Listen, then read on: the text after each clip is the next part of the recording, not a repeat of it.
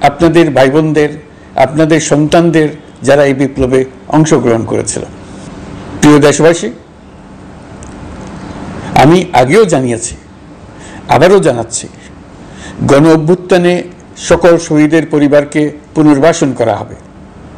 সকল আহত শিক্ষার্থী, শ্রমিক, জনতার চিকিৎসার সম্পূর্ণ ব্যয় সরকার বহন করবে।